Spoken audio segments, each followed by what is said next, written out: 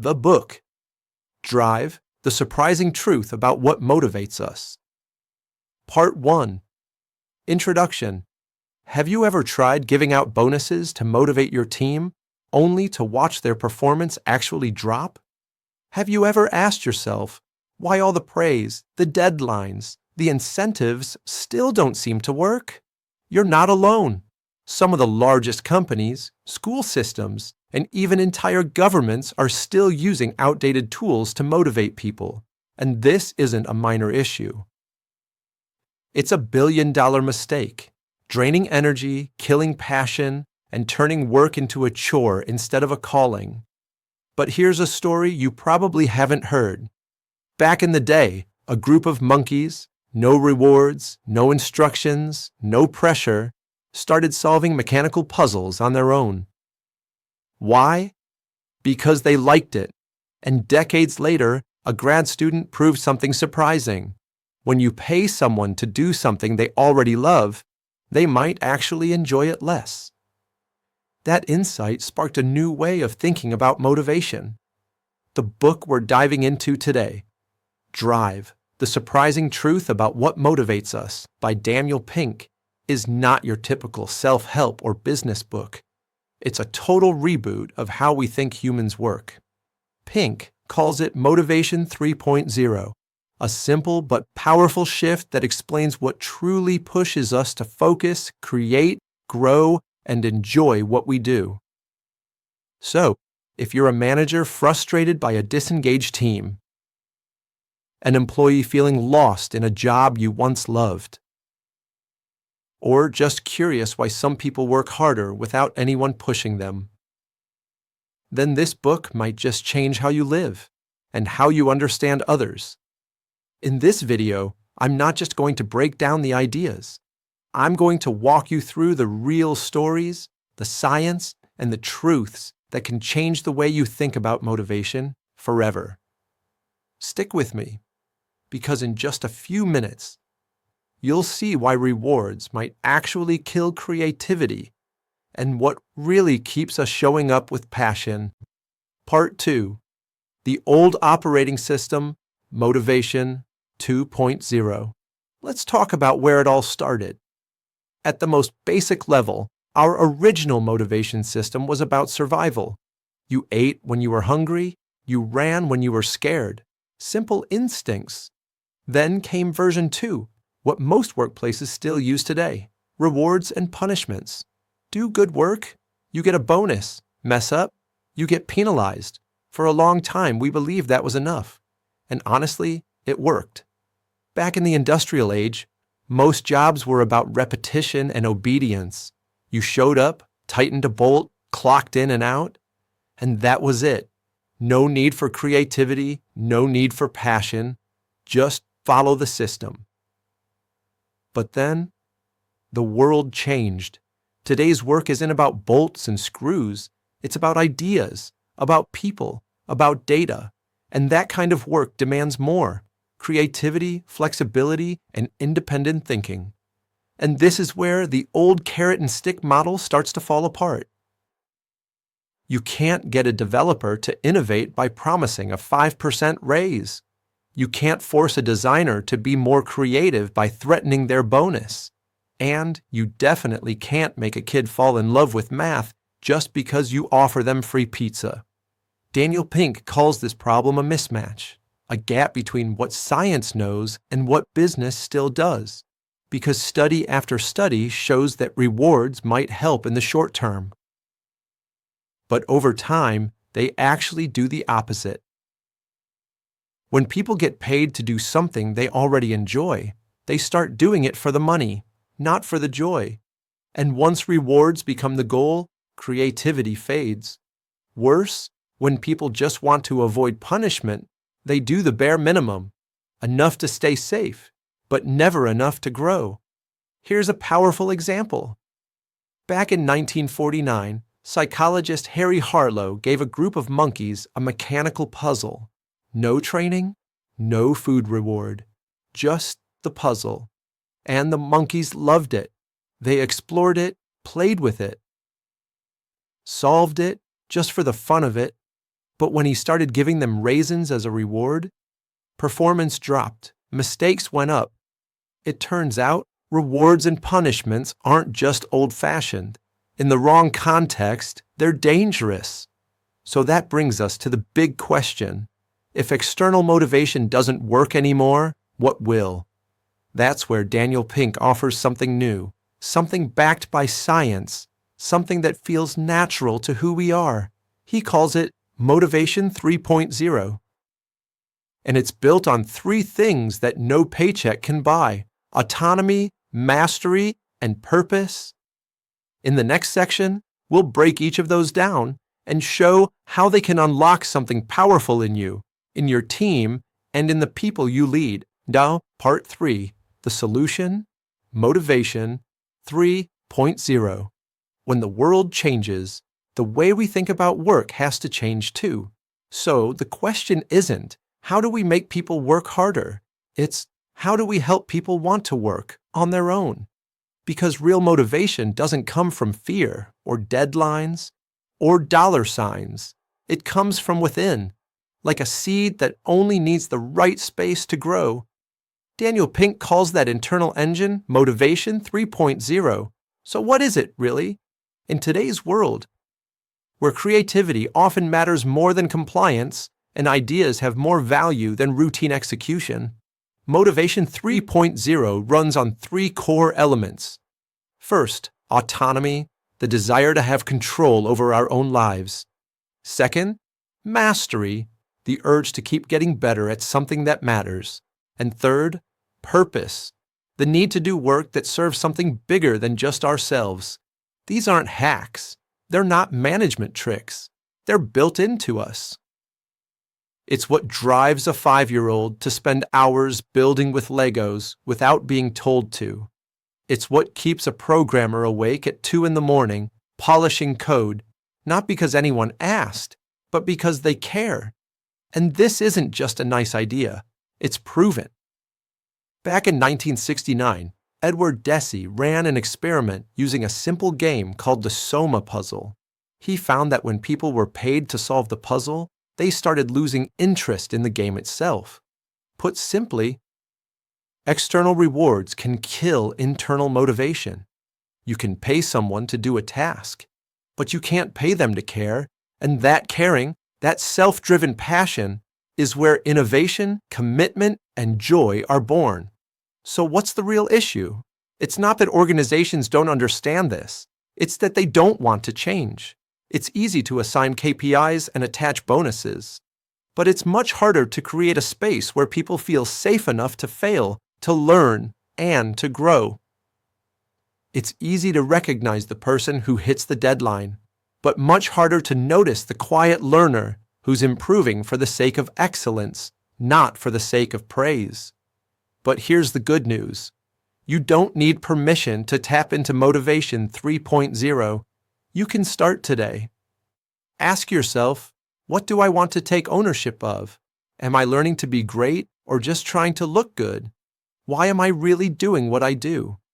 And if you're a leader, a parent, or just someone trying to help others thrive, know this. People aren't lazy. They're just being managed in the wrong way. Coming up, we'll take a deeper look at autonomy, mastery, and purpose. What they mean, how they show up in real life, and how you can use them to fuel lasting motivation. Part 4, a deep dive into the 3 elements of motivation. Let's go deeper into the 3 core drivers of real, lasting motivation. First up, autonomy. No one wants to feel like just another cog in the machine. People push back against control, not because they're rebellious, but because they want to feel like themselves. Give someone the freedom to choose when and how they work and the space to experiment, and they'll often go above and beyond their job description. Take that freedom away. And they'll do the bare minimum. A few real examples. At Google, employees are allowed to spend 20% of their time working on any project they care about. No approval needed. Gmail and Google Maps were born from that freedom. And in Australia, the software company Atlassian created FedEx Days, where once every quarter, employees work on whatever they want, as long as they deliver a result the next day. Some of their best ideas came out of that freedom. Autonomy isn't chaos. It's self-leadership. Now let's talk about mastery. We all have a built-in desire to improve. No one forced you to learn an instrument or sketch or code into the night. You did it because deep down, you felt yourself getting better, and that feeling, that progress, is deeply rewarding. Mastery isn't a destination, it's a journey that never ends. And that's exactly what makes it meaningful.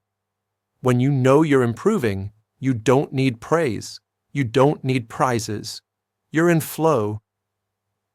Flow is that state where time disappears, distractions fade, and you're fully absorbed in what you're doing. It happens when a task is just hard enough to demand your full attention, but not so hard that it feels impossible. And here's the key insight. Mastery is never easy. It's uncomfortable. It takes time. But it's when we feel most alive. The best workplaces aren't always the easiest. They're the ones that challenge you just enough to help you grow day by day. Now, let's move to purpose. No one wants to spend their life just hitting numbers in a spreadsheet. People want to feel like their work matters, that it contributes to something bigger than themselves. Money may bring people through the door, but meaning is what keeps them coming back.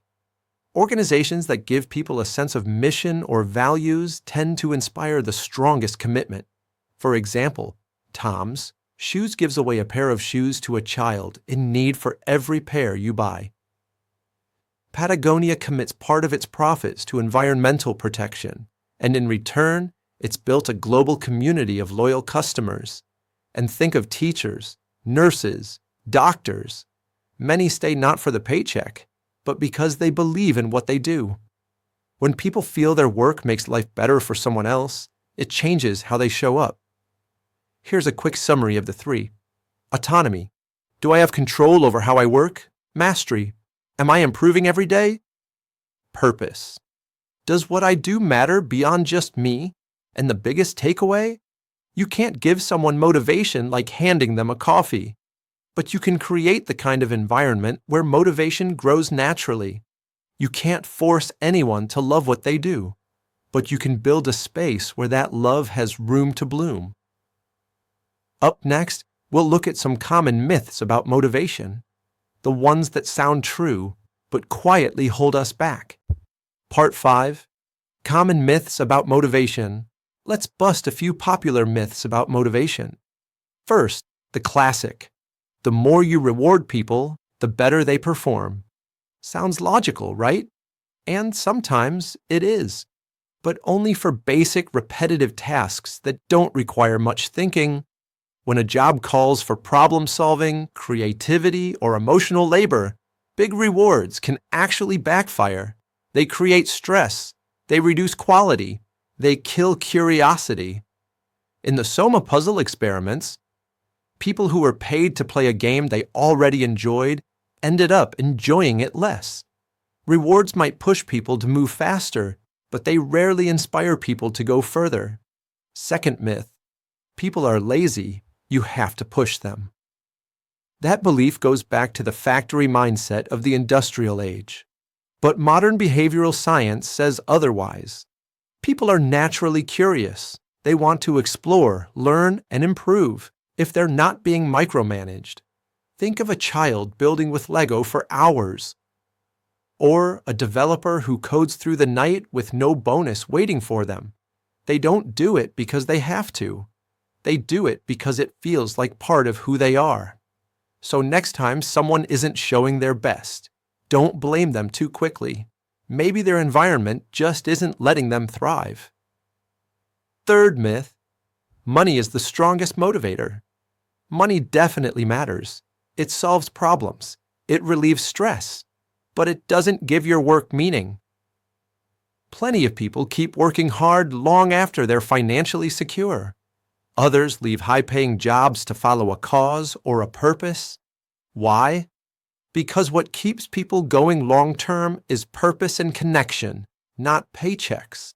Money can rent someone's time, but if you want their heart and mind, you'll need something deeper.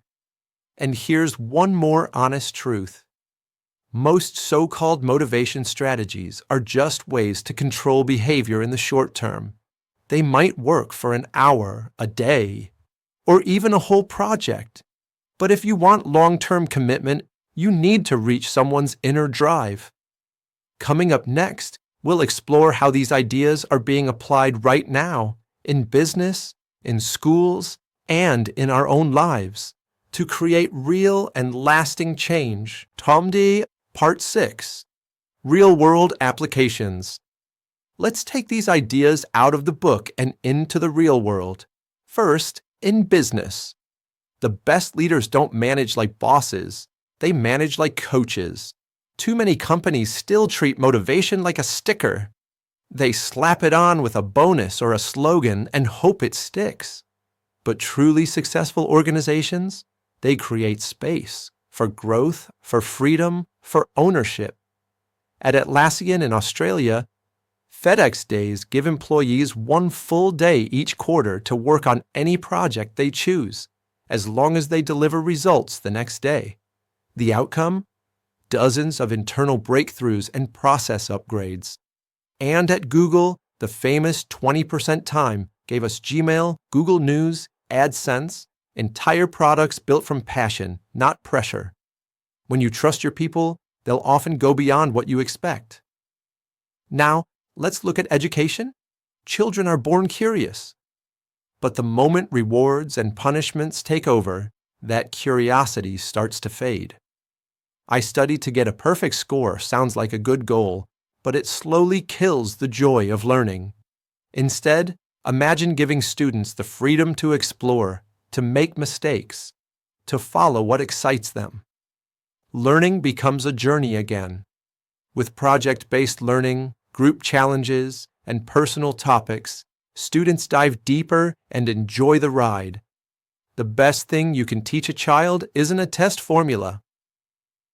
It's how to fall in love with learning itself. And, finally, in yourself. How many times have you said, "I just need to try harder," or "I need to be more disciplined," especially around New Year's, only to fall off track a few weeks later? The problem isn't willpower. It's that your goals don't connect with who you really are. If you hate what you do, forcing yourself to grind harder only burns you out faster. But if you choose work that helps you grow, gives you freedom, and carries meaning, you don't need anyone to push you. Real motivation doesn't need an alarm clock. It wakes up inside you on its own. So here's the quick recap. In business, empower, don't control. In education, spark curiosity, not just compliance. And in yourself, choose what makes you feel most alive, and the motivation will follow. Now get ready for the final and most important part of this journey, a message that's not just meant to be remembered, but to be felt. Because motivation doesn't live out there. It's been inside you all along, just waiting to be unlocked. Part 7. The final message, a moment of inspiration. Why do you do what you do every single day? Not everyone has an answer, and that's perfectly okay. But if every day feels like you're being pulled forward by deadlines, targets, or someone else's goals, maybe it's time to take back the wheel. You don't need someone to fire you up. You don't need a reward to get started. You just need 3 things, and the book Drive makes them crystal clear. First, autonomy, the ability to choose your own path. Second, mastery, that feeling of becoming a little better than you were yesterday. And third, purpose, a reason big enough to keep going, even when it's hard. And if you're a leader, a parent, or a teacher, remember this. You don't have to cheer from the sidelines or shout, "Go." Sometimes, the most powerful thing you can do is simply make space, so someone else can grow into who they're meant to be. Now imagine this, A world where people work not because they're forced to, but because they want to. A classroom where kids learn not to get praise, but because they're curious. A life where you're not running to catch up, but walking forward with purpose, because you know where you're headed. Drive isn't a book that tells you to do more. It helps you understand why you do what you do, so you can do it better. Before we wrap up, here's a question worth keeping in your back pocket. What's something you once did with full passion, without anyone having to push you? Hold on to that, because that's where real motivation begins. And if you want to go deeper into these ideas, stick around. I've got one last thing to share. If this book sparked something in you, even just one small idea, then give yourself the gift of reading the whole thing. Drive, the surprising truth about what motivates us, isn't just for managers or psychologists. It's for anyone who wants to understand themselves better and live a more meaningful life. You'll find the link to the book in the description below, and when you use that link, you're also helping support this channel and the work we do to bring thoughtful content your way. For that, thank you. And hey, if this video helped you in any way, here's how you can help it reach others. Tap the like button so the algorithm knows this content matters. Hit subscribe so you don't miss the next book that could shift how you live and work. And drop a comment. What part of this video made you stop and think? Thanks for staying with me all the way to the end. I'll see you in the next one, where we don't just read books. We live the ideas inside them.